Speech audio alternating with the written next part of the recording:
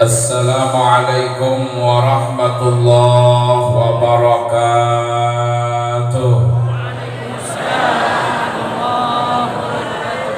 Bismillahirrahmanirrahim. Alhamdulillahilladzi ja'ala al-qamara nuran wasy-syamsa dhiya wa ja'ala al-amwata 'idatan wa tadhkiratan lil ahya. Allahumma salli wa sallim wa barik ala sayyidil anbiya sayyidina wa maulana Muhammad al-qail irhamu man fil ardi yarhamukum man fis sama' wa ala alihi al-qurama wa ashabihi al-hukama wa atba'ihi al-ulama wa ala alladhina kanu ala al-kafirina asyidda wa fima bainahum rahama. Amma ba'd. Para masyayikh, para habaib, para kiai sedaya ingkang sangat kula mulyakaken, wa fi muqaddimatihim guru kita murabbi ruhina Kiai Nurus Saleh Amin, Gus Haji Amron, Gus Haji Abdullah, Sayyidil Habib Yusuf, lan sedaya para kiai ingkang rawuh dalu niki dengan tanpa mengurangi rasa hormat lan ta'zim kula boten saged kula sebetaken piyambak-piyambak sedaya para pecinta Rasulullah sallallahu alaihi wasallam bersama-sama di majelis Ahbabul Mustafa sateja para rabu. Moga selalu dirahmati berkati salam Allah subhanahu wa ta'ala. Inti kula depak senyap-senyap mendengar penyampaian manakib yang disampaikan Gus Abror utamanya tentang Syekh Abdurrahman Bajalban seedo buat kita mendapatkan kekaromahan kewalian karena sabar di Nina Cerewet. Berarti PLN 2 mun bi Nina Cerewet sampian keramat, mun bi Nina sabar di Open sampian keramut. Sampian neka terus keramat, napa saya keramut? Terus saya keramat, apa saya keramut? Keramut. Harus pada saya ngocak loh, keramat bi keramut deh wah. Ya mau terus keramat bi keramut nyari bini setong cerewet, setong sabter. Bu ibu cender kikir ngada. Udah beri mana bapak tadi. Keluarga nikah di Al-Quran itu disebutkan potret keluarga itu ada 4. Nomor 1 suaminya soleh, bininya soleh. Serah Nabiullah Ibrahim alaihi salatu wassalam. Nomor 2 suaminya tidak soleh, istrinya soleha. Serah Fir'aun dengan serah rajin Fir'aun cinta asih. Nomor 3 suaminya soleh, istrinya tidak solehah. Pasera Nabi Lut, Nabi Nuh. Nomor 4 suaminya tidak soleh, istrinya juga tidak solehah, Abu Lahab. Ada 4 yang diceritakan di Al-Quran: keluarga Nabi Ibrahim, keluarga Nabi Nuh, keluarga Nabi Lut, keluarga Fir'aun, dan keluarga Abu Lahab. Mun ibu-ibu seorang milih keluarga Nasera, milih keluarga Nasera. Tak kau milih kaki, tak keluarga Nabi Nuh deh kita. Nek panjenengan gen milih potret keluarga dalam Al-Quran, ada Nabi Ibrahim, suaminya soleh, istrinya solehah. Ada Nabi Nuh, Nabi Lut, suaminya soleh, istrinya tidak solehah. Ada Fir'aun, suaminya tidak soleh, istrinya solehah. Ada Abu Lahab, suaminya tidak soleh, istrinya tidak solehah. Nek panjenengan ken milih sing pundi? Nabi Ibrahim. Tapi Nabi Ibrahim rajin Nabi Hajar bisa. Gini kan beda apa terserah sampean. Nah, ini cuma buka kunci. Jadi ini kucun, ini kucerewet. Bapak-bapak sabar, insya Allah keramat. Aduh, Allah. Dadi nek panjenengan iki sabar bojone cerewet, insyaallah keramat. Sebab ngoten-ngoten niku nek boten diparingi kegiatan kalian Gusti Allah. Kula niki kadang-kadang nggih wonten profesor doktor nih teng kampus niku kerenge luar biasa. Mahasiswa niku delok katene matine koyo. Kerenge luar biasa, tapi mulai iki kiri ini gendeng. Ternyata ini tidak hanya berlaku pada profesor doktor, kiai nggih kata sing ngoten bisa. Mulai luar kerama yo iyo astagfirullah yo ngajak demo luar biasa. Delak ngungkon ibun kaki nyai kerja. Tapi kadang-kadang Habib yo ngoten bisa, ngoten bisa. Nyawa Jawa aburuane budak kedelem, pantelik Ibn Syarifah ada orangnya. Jadi kasene, kenapa? Karena terkerah. Kok kamu keramat sampean kon. Kunci ini setunggal. Nek bojone sampean cerewet, syukuri cerewet.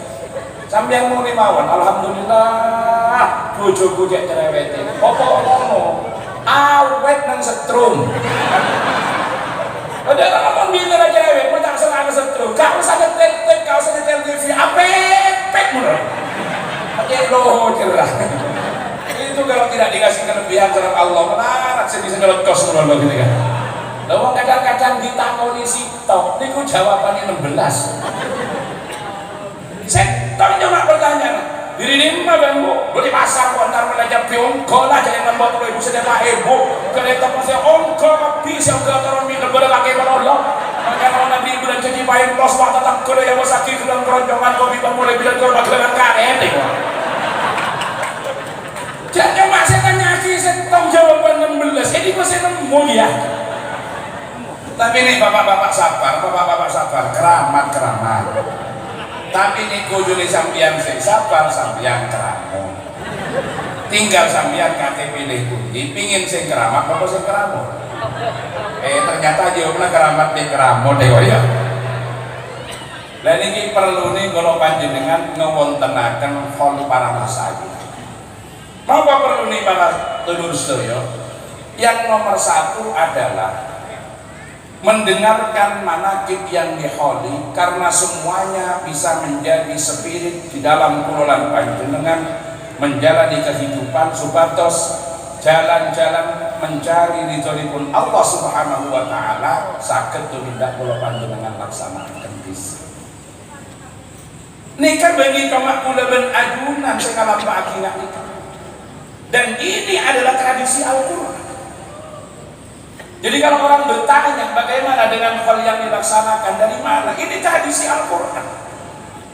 Tapi kalau panjenengan ningali, insya Allah ini boten kelitu teng surat Hud ayat 120.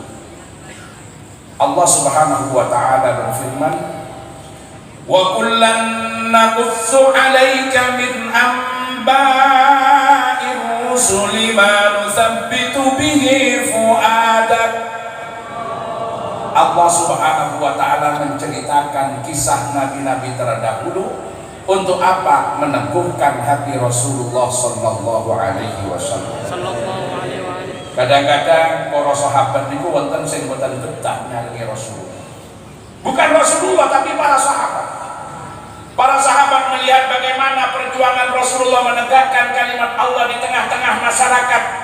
Ternyata banyak godaan, banyak hinaan, banyak tantangan, banyak kecaman, bahkan intimidasi secara fisik juga diterima oleh Rasulullah Shallallahu Alaihi Wasallam.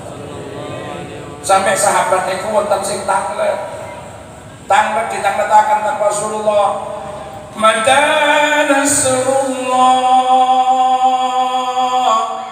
Kapan pertolongan Allah akan datang? Kapan pertolongan Allah akan datang? Saking sahabat itu, corok kasar sahabat itu ngesak ningali Rasulullah diperlakukan seperti itu. Ini Rasulullah sah.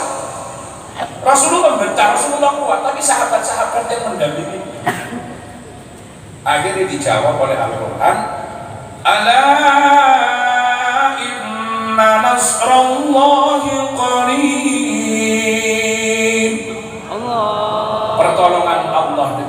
Pertolongan Allah dekat. Akhirnya orang saya takut, nyebda itu kapan kok diinteni gak teko-teko.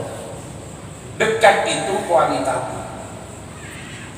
Tapi kalau 10 kilo, 20 kilo, 3 kilo, 30 kilo niku kuantitatif.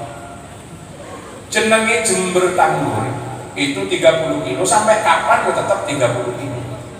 Itu kuantitatif. Tapi perjalanan Jember Tanggul bisa 1 jam, bisa setengah jam, nek mangke wonten tol bisa seperempat jam. Kalau sekarang di Bangsal Sari ada perbaikan jalan, akhirnya macet bisa 1 jam setengah. Niku kualitatif.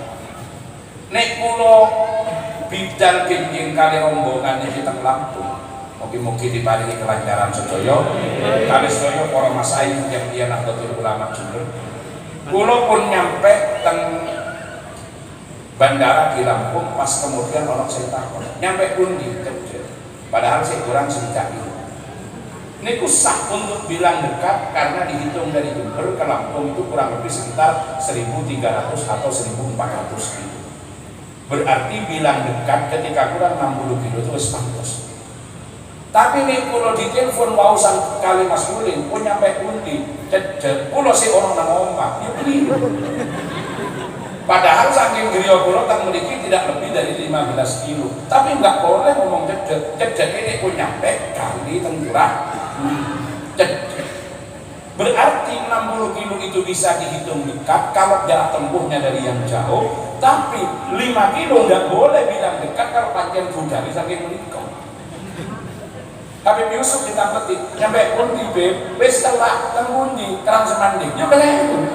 Kok panjang budali kok Kerang Semanding.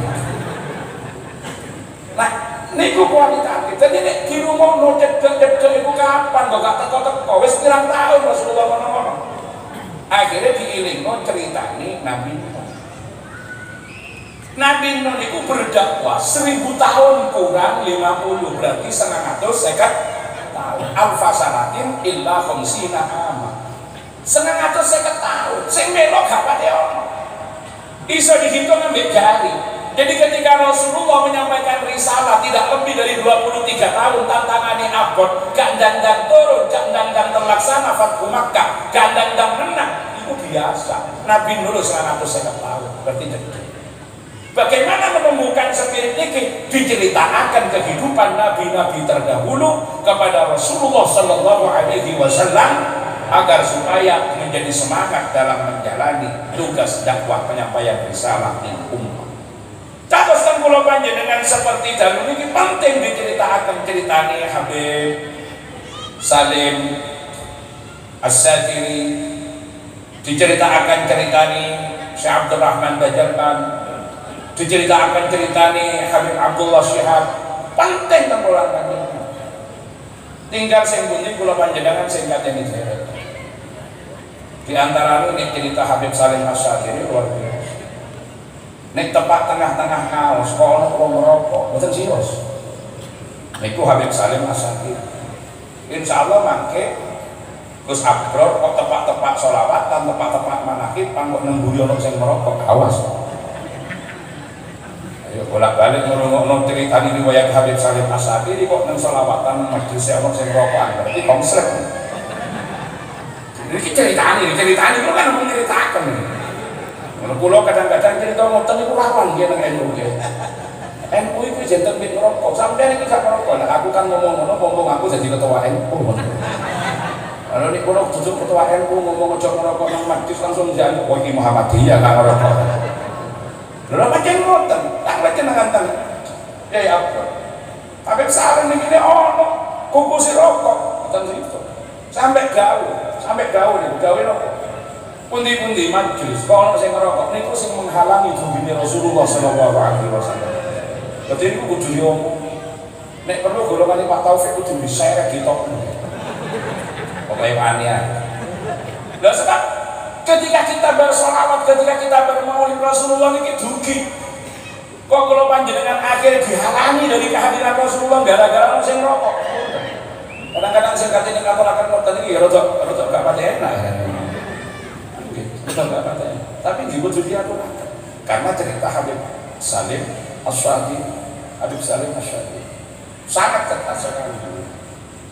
Ya minimal lah di tempat majlis saja sampai. Di perkara nyampe di jalan, ya kan kiai-kiai bukan ningali panjenengan. Sini pun WC. Tapi kadang-kadang itu pojok-pojok sing ngebul. Sing susah itu ya ngapunten, sing susah itu ngapunten. Akhirnya lawan sing ngerokok. Tapi enak majlis, tapi dia lawanin jawab lah. Kalau gak tengah-tengah majlis nopo ngurusi jalan dari ngurusi parkir. Ini kadang-kadang gak itu kono rokok dia untuk ngamuk. Ada lawan. Lah, buat tadi kita ngomong manakib, jadi kita manakib di samping yang lain. Kenapa? Karena mengajarkan bagaimana kalau panjenengan niku mahabbatan Rasulullah, berarti kita ini melaksanakan sunnah-sunnah Rasulullah Sallallahu Alaihi Wasallam. Kalau panjenengan ini kan urutan ini kepingin jadi wong sing selamat, kalau sing ngaturaken tentang majelis kapan ini berarti kudu melebihi dari sekedar melaksanakan yang wajib, ninggalakan sing haram. Berarti ngalakoni sing sunnah, ninggalakan sing makruh. Ini kudu meningkat nih. Nek kepingin kalau panjenengan jadi salim, jadi wong sing selamat. Karena nopo panjang makruh niku nih kalau panjenengan lihat definisi fikih, kalau gak enteng. Nek tang fikih makruh niku mayusabu ala tarkihi wala yu'aqab wala fihi. Nek ditinggal niku oleh ganjaran, nek dilakoni gak oleh siksa. Cuma makna harfiahnya makruh niku kan digetingi. Perkara sing digetingi Gusti Allah, sing mboten diremeni. Sampai nek kula panjenengan donga Allah habib ilaina al-iman wa zayyinhu fi qulubina wa karrih ilaina al-kufra wal fusuq wal isyan waj'alna minal rasyidin. Sing gak disenengi, sing gak diremeni niku al-kufra wal fusuq wal isyan.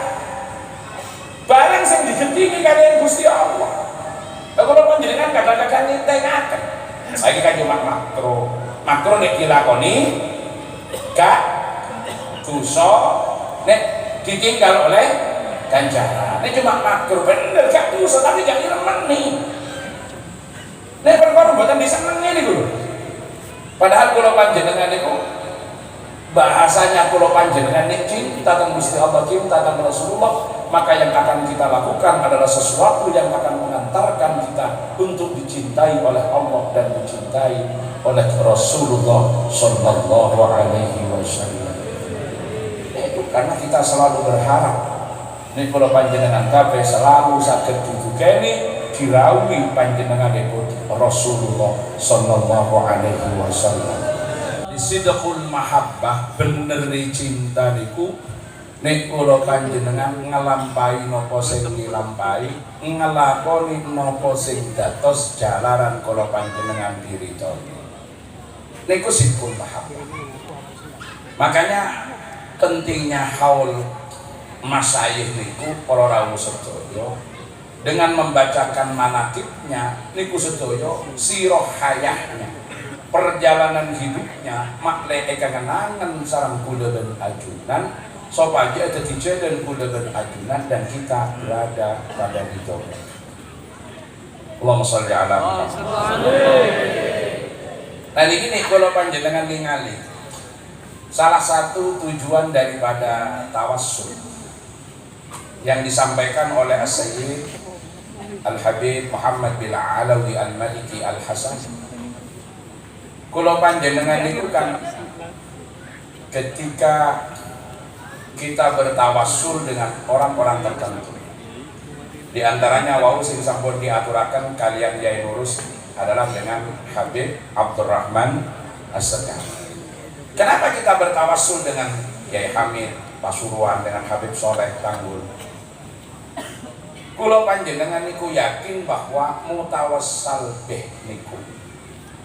Jadi yang kita sebut dalam tawassul kita sing ditadosaken perantara kula panjenengan, mulai Rasulullah, para sahabat, para aulia, para ulama, para salafun saleh.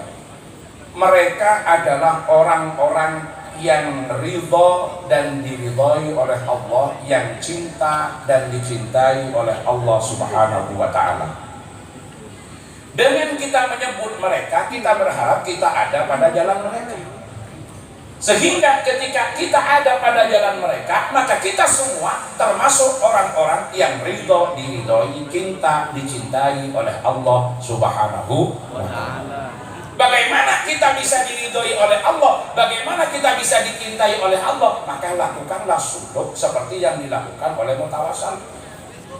Bagaimana Kiai Abdul Hamid Pasuruan, waliullah bisa sampai pada makom tertentu. Bagaimana Habib Soleh bisa sampai pada makom tertentu. Bagaimana Habib Abdurrahman As-Segaf sampai pada makom tertentu.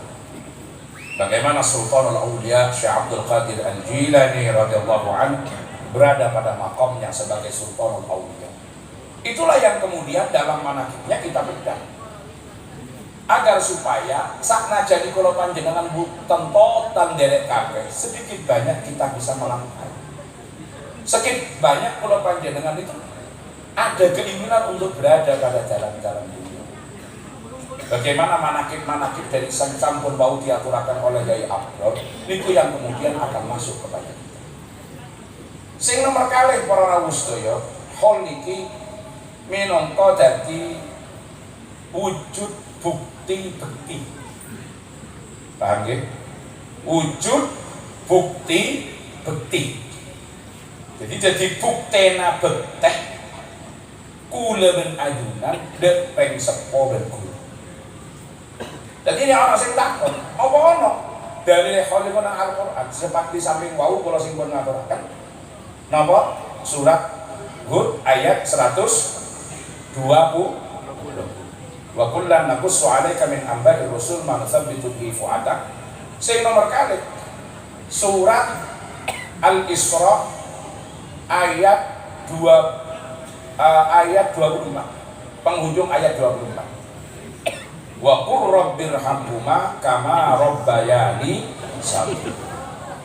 As-Syaikh Wahbah Az-Zuhaili dalam At-Tafsirul Munir fil Aqidah Wasyari'ah wal Manhaj, ketika menafsiri ayat ini, beliau mengutip satu hadis yang dikeluarkan oleh Imam Abu Daud, Imam Ibnu Majah dan Imam Ahmad dari Abu Asid Malik bin Rabi'ah As-Sa'id.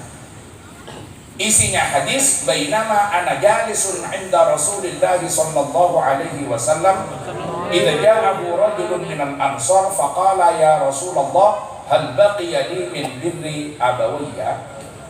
Ada yang hal baqiya alayya min birri abawayya sayun ba'da mautihima abirruhuma bihi.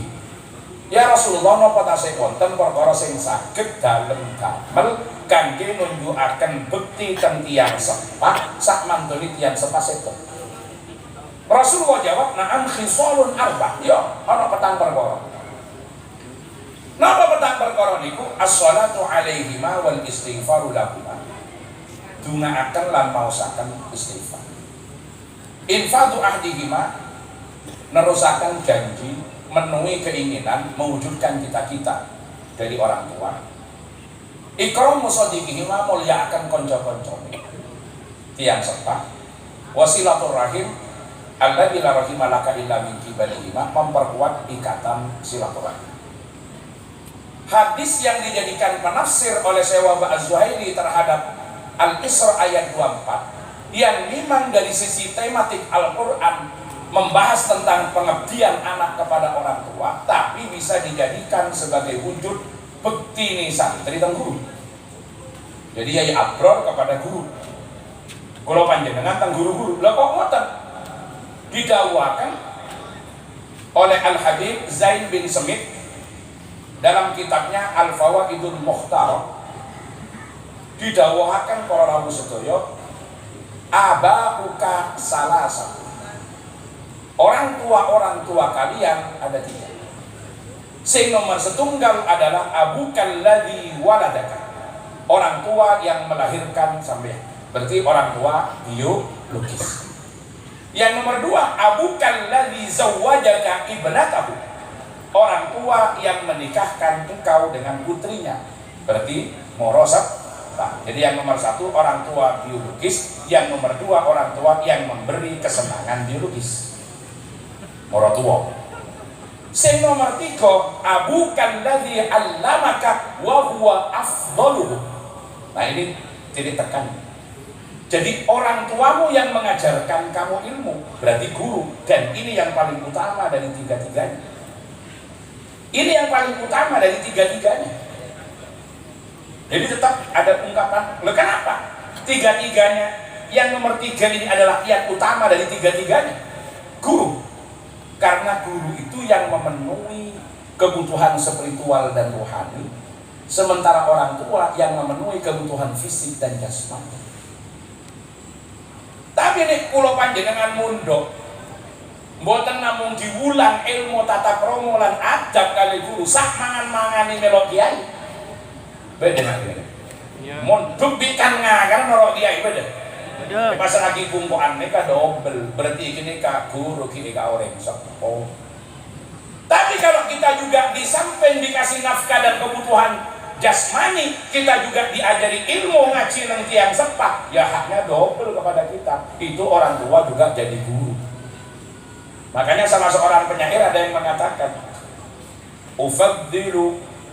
uqaddimu ustadi ala fadli walidi, wa inna lani min walidil izzu wasyarafu, fahadal ladhi murabbir ruhi, fahadal wadakal ladhi murabbir ruhi wal ruhu jawharu, wadakal ladhi murabbil jismi wal jismu sadafu. Jadi saya mengutamakan guru saya daripada orang tua saya. Kenapa? Walaupun dari orang tua saya mendapatkan al-izzu wasyarafu, kemuliaan. Karena guru adalah murabbir ruh, sementara roh adalah jauhar, mutiaranya, dan orang tua adalah murabbil jismi wal jismu sadaf. Jadi jism ini hanya bedena mutiara, bedena. Sementara guru murabbir ruh, ar-roh. Ar-roh ini kan substansinya dari kelebat ajunan, ekota orang kodik, pola nang ijazah ini kan beda ar-roh. Nah, nikah yang kemudian dijadikan dasar para ulama adalah hadalah khol. Ada as-sholatu alaihima wal istighfaru lahu. Jadi mendoakan dan membacakan istighfar. Tapi mendoakan dan membacakan istighfar tek pabiti dia beri doa melalui beri istighfar melalui tambahi tasbih, tambahi tahmid, tambahi awal baqarah, fatihah, akhir baqarah, tambahi ayat kursi, ditambah al-ikhlas muawwidatain keng seayat kuin situng nyamai tahlil antara da emak antara tahlil cokok tapi ini tahlil tok mau nika boleh kapi abid kan antara dam antara tahlil, antara tasbih, antara tahmid, antara maca Fatihah, al-ikhlas, muawwidatain, ayat kursi, lesus gitu kan. Niku nek terus yang belajar balawah namanya min itlaqil juz wa iradatil kun. Niki termasuk majas mursal. Jadi alaqahnya bukan musabahah, tetapi alaqahnya adalah juz'iyah kulliyah. Kemudian haliyah mahalliyah bi tibari makan bi tibari mayat. Padha mbek panjenengan ditakoni. Saniki iki wonten acara khon, wonten acara manakib, wonten sholawat. Nek panjenengan ditakoni badhe teng pundi? Malam Seninan. Acara apa? Acara apa? Sholawat. Kajenengan di Ahbabul Mustofa ono apa? Sholawat. Padahal begitu sampeyan nyampe sing dimau selajari mboten cuma sholawat. Wonten sholawat, yo wonten madaih nabawiyah. Enggak kabeh sholawat. Ya napa nggih? Wonten kabeh sholawat, wonten madaih nabawiyah. Niku jenenge sholawat, niku pujian teng Kanjeng Nabi. Niku sebabnya saking pundi? Ada seorang penyair, salah satu contohnya. Seorang penyair namanya Hasan bin Thabit. Niki panjenengan krungu ben ngerti alur. Namanya Hasan bin Thabit. Dia penyair hebat, dia penyair ulung. Orang-orang kufar Quraisy niku kesenangannya dengan sastra, kesenangannya dengan syair. Saking gak remeni nang Rasulullah, saking getinge nang Rasulullah, karena bencinya pada Rasulullah, maka dia menyewa Hasan bin Thabit untuk membuat syair mencaci dan menghina Rasulullah Sallallahu Alaihi Wasallam. Diundang Hasan bin Thabit dikai duit sing akeh. Ayo awak mau gawe syair kangge ngolok-ngolok nu Muhammad. Jadi wong kufar Quraisy. Hasan bin Sabit penyair profesional, walaupun dia memang non muslim awalnya, belum masuk Islam. Dia orang Nasrani. Dia disuruh membuat syair mencaci maki Rasulullah. Akhirnya Hasan bin Sabit jawab, saya tidak biasa mencaci dan menghina orang kalau saya belum pernah tahu orangnya itu siapa. Wes ngono ae, sampeyan teko cegah tenang kono deloken bendino Muhammad iku lewat kono. Akhirnya datanglah Zaid Hasan bin Sabit di satu tempat yang biasa dilalui oleh Rasulullah, dan dia amati Rasulullah mulai dari langkahnya, jalannya, cara bicaranya, dan cara bergaulnya, serta bagaimana Rasulullah memperlakukan orang lain. Setelah ketemu dan mengamati Rasulullah, bingung Hasan bin Sabit, iki kok gak ono elai blas. Ya apa aku sing kateni ngino Rasulullah, bagaimana saya menghina Rasulullah, bagaimana saya membuat syair untuk menjelek-jelekan Rasulullah. Iki gak ketemu blas. Gandeng yo wis gak ono sing padha. Irungi bangire wis gak ono sing padha. Harumnya juga seperti itu. Belum lagi akhlaknya, belum lagi perilakunya, belum lagi cara bicaranya, cara bergaulnya, dan kasih sayangnya kepada umat. Akhirnya Hasan bin Sabit sing disuruh membuat syair menghina Rasulullah niku akhirnya malah bersahadat karena kagum kepada Rasulullah. Mari maca syahadat duwe langsung dilemparno nang wong kufar Quraisy dibalekno. Gak iso aku melaksanakan kontrak, mari dibayar DP tapi gak iso ngelanjutno krono aku gak nemu celah yang ada pada Muhammad bin Abdullah, pada Rasulullah sallallahu alaihi wasallam. Akhirnya Hasan bin Sabit kemudian membuat syair yang seharusnya menghina Rasulullah tapi malah memuji Rasulullah. Apa yang ditulis oleh Hasan bin Sabit? Wa ajmalu minka lam tara qattu aynun. Yang lebih tampan daripada engkau tidak pernah ada mata melihat sekedar. Wa atyabu minka lam talidin nisa'u. Yang lebih baik daripada engkau tidak pernah dilahirkan oleh perempuan mana. Khuliqta mubarra'an min kulli aibin. Engkau diciptakan terbebas dari segala macam kekurangan. Ka'annaka qad khuliqta kama tasha'u. Seakan engkau diciptakan seperti apa yang kau inginkan. Niki tutup sholawat. Niki jenengi Madihul Mustafa atau bagian daripada Madaih Nabawiyah. Pujian teng Kanjeng, muji teng Kanjeng. Wa ajmalu minka lam tara qattu aynun. Wa ajmalu minka lam talidin nisa.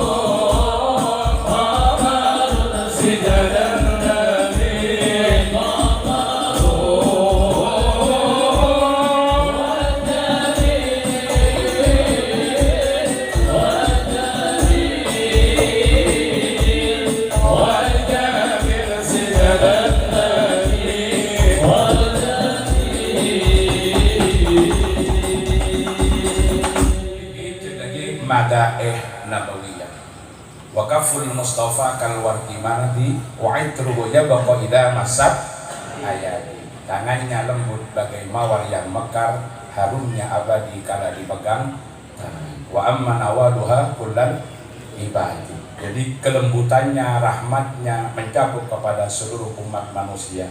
Suka memberi pada setiap insan. Habibullah ya khairan baraya, kekasih Allah sebaik manusia. Jadi tak persis bahasa Indonesia, jangan persis lanjut tak pada. Yang penting bau sekonik sepenting maksudnya pak. Ada, jadi beda cara apa, beda bahasa Indonesia, beda jawabannya, juga beda macamnya. Ini dari kisah kan. Maklem ngecil. Ini bukan sholawat, bukan sholawat. Beda mana? Bak munajat. Beda dulu, beda munajat, beda doa, beda munajat, beda doa. Di antaranya dengan membaca asma-asma Allah, kula ajunan nyuhun ke Allah dengan berdoa.